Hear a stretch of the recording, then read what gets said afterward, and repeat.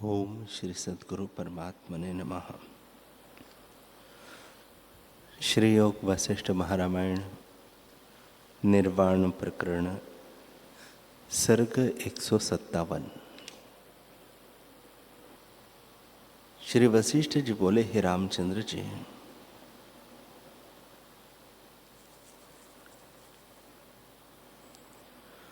मैंने बहुत प्रकार के स्थान देखे हैं जिनमें रोग और औषध भी नाना प्रकार के कहे हैं, परंतु इच्छा रूपी छुरी के घाव की औषध कोई नहीं देख पड़ी।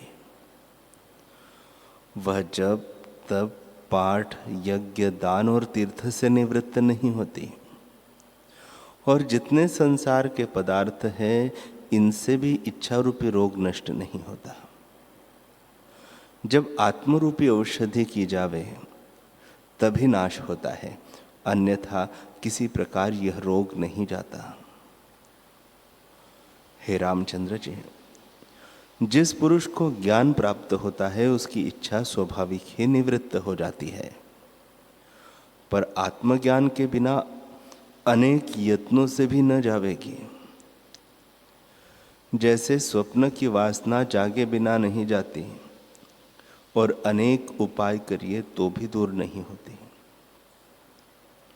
हे राम जी, जो जो वासना क्षीण होती है त्यों त्यों सुख की प्राप्ति होती है, और जो जो वासना की अधिकता होती है त्यों त्यों दुख अधिक होते हैं। यह आश्चर्य है कि मिथ्या संसार सत्य भासित होता है। जैसे बालक को वृक्ष में वैताल दिखता है और उससे वह भय पाता है, पर वह है नहीं, वैसे ही मूर्खता से आत्मा में संसार की कल्पना है, उससे जीव दुखी होता है। हे रामचंद्र जी, जो कुछ स्थावर जंगम जगत दिखता है सो सब ब्रह्म रूप है, ब्रह्म से भिन्न नहीं, पर भ्रम से भिन्न भिन्न प्रतीत होता है। जैसे आकाश में शून्यता, जल में द्रवता और सत्य में सत्यता ही है, वैसे ही आत्मा में जगत है।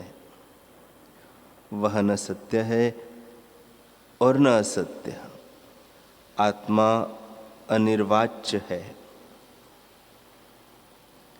हे रामचंद्र जी, दूसरा कुछ बना नहीं तो क्या कहिए, केवल ब्रह्म सत्ता अपने आप में स्थित है। वह सबका अपना वास्तव रूप है। जब उसका साक्षात्कार होता है तब अहम रूप भ्रम मिट जाता है। जैसे सूर्य के उदय होने पर अंधकार का अभाव हो जाता है, वैसे ही आत्मा का साक्षात्कार होने पर अनात्म अभिमान रूपी अंधकार का अभाव हो जाता है और परम निर्वाण होता है। उसको एक और दो भी नहीं कह सकते, वह केवल शांत रूप परम शिव है। जैसे आकाश में नीलिमा दिखती है, वैसे ही आत्मा में जगत प्रतीत होता है। हे रामचंद्र जी, जिन्होंने ऐसे निश्चय किया है उसको इच्छा अनिच्छा दोनों तुल्य है। तो भी मेरा यह निश्चय है कि इच्छा के त्याग में सुख है।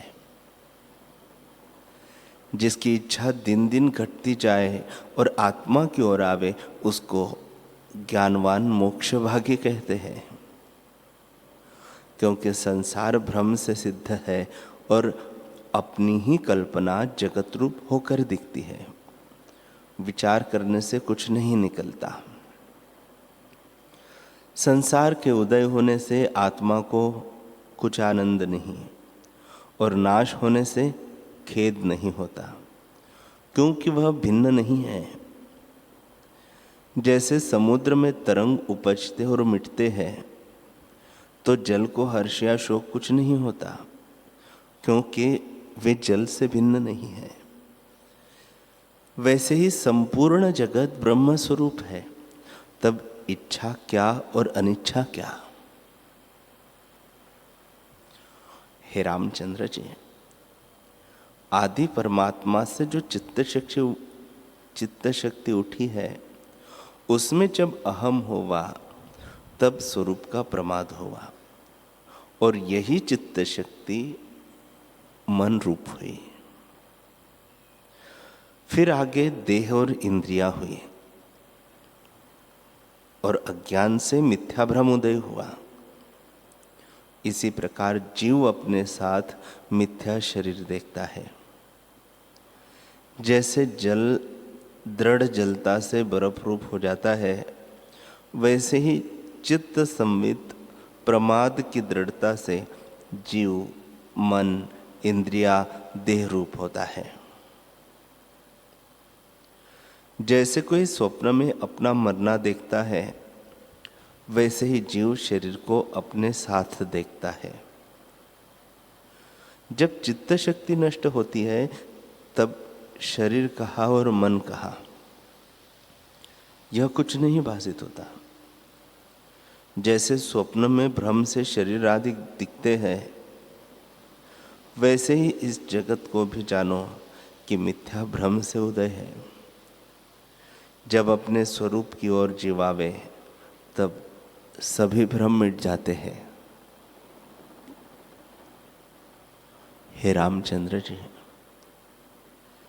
जैसे भ्रम से आकाश में नीलापन दिखता है, वैसे ही विश्व भी न होने पर भी भ्रम से भासित होता है।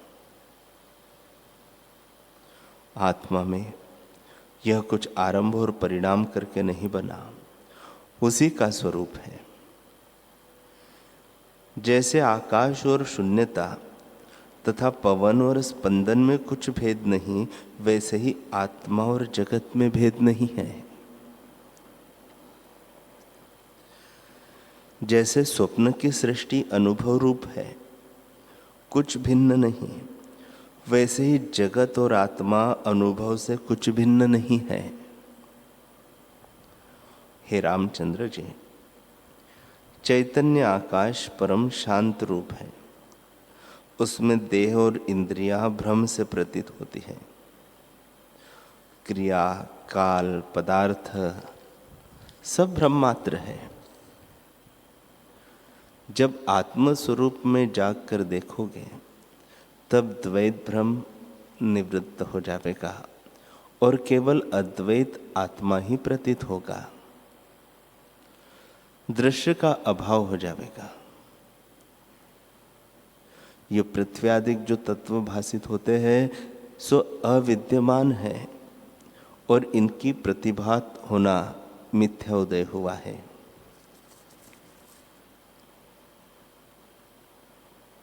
जैसे स्वप्न में न होने पर भी पृथ्वी आदि तत्व प्रतीत होते हैं, परंतु है नहीं, वैसे ही आत्मा में यह जगत भासित होता है। हे रामचंद्र जी, पृथ्वी, दीवार, कीट, पर्वत आदि प्रपंच आकाश रूप है। तब ग्रहण या त्याग किसका हो? आकाश रूपी दीवार पर संकल्प ने चित्त रचे हैं और रंग चेतना का चढ़ा है। इससे विश्व संकल्प मात्र है। जैसा जैसा निश्चय होता है, वैसे ही वैसे सृष्टि प्रतीत होती है। यदि कुछ बना होता तो और का और न प्रतीत होता। इससे कुछ बना नहीं, जैसा संकल्प होता है वैसा ही रूप आगे होकर भासित होता है। हे रामचंद्र जी, सिद्धों के पास एक चूर्ण होता है, उससे वे जो चाहते हैं सो करते हैं। पर्वत को आकाश और आकाश को पर्वत बना देते हैं। वह चूर्ण मैं तुमसे कहता हूं।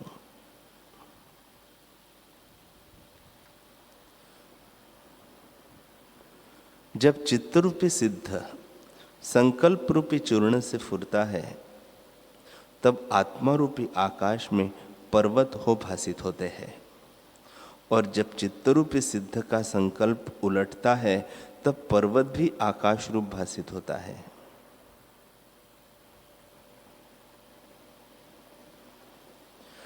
जैसे स्वप्न में संकल्प उठता है तब अनुभव में पर्वत आदि पदार्थ भासित होते हैं, और जब संकल्प से जागता है तब स्वप्न के पर्वत आकाश रूप हो जाते हैं। तो आकाश ही पर्वत रूप हुआ और पर्वत ही आकाश रूप होता है। वैसे ही हे रामचंद्र जी, यह सृष्टि कुछ बनी नहीं, संकल्प मात्र है। जैसा संकल्प होता है वैसे ही भासित होता है। जब विश्व के अत्यंत अभाव का संकल्प किया तब वैसा ही प्रतीत होता है। जैसे विश्व का अभ्यास किया है और विश्व भासित हुआ है, वैसे ही आत्मा का अभ्यास कीजिए तो क्यों न भासित हो। वह तो अपना ही स्वरूप है। जब आत्मा का अभ्यास कीजिएगा तब आत्मा ही भासित होगा, विश्व का अभाव हो जाएगा। अपने अपने संकल्प से आकाश में अनेक सृष्टि भासित होती है। जैसा किसी का संकल्प होता है वैसे ही सृष्टि उसको देख पड़ती है।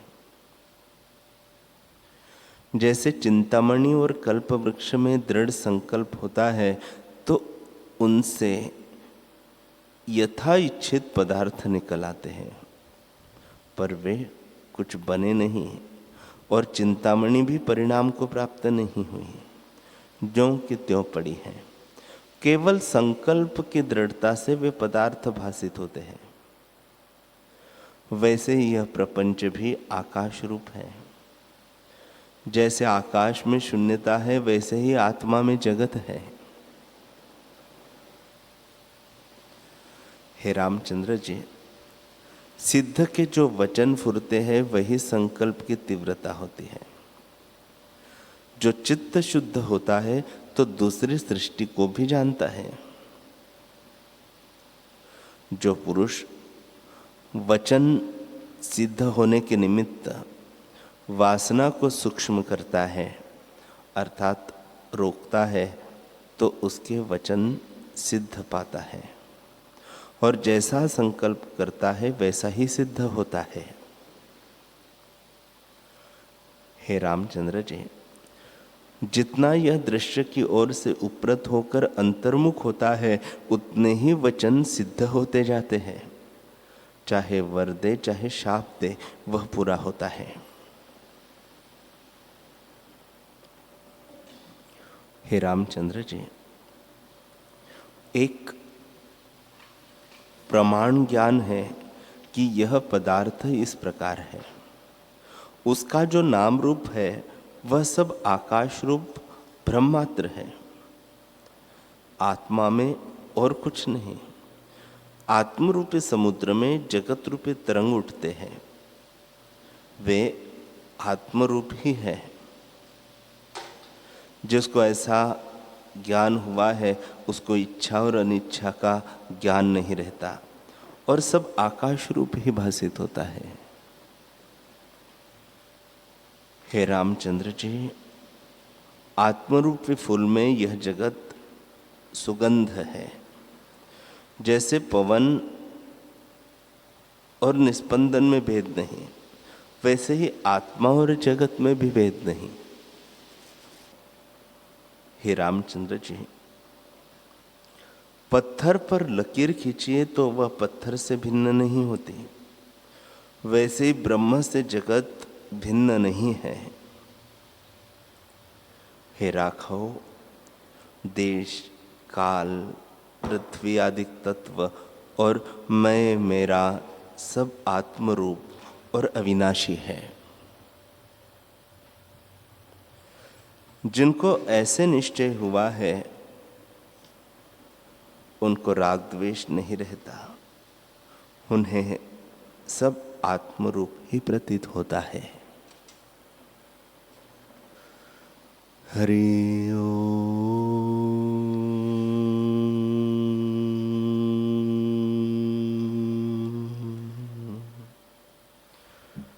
हरि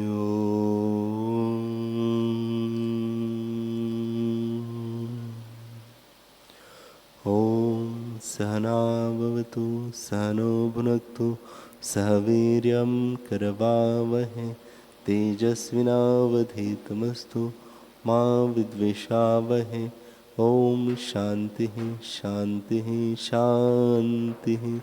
श्री सद्गुरुदेव भगवान की जय।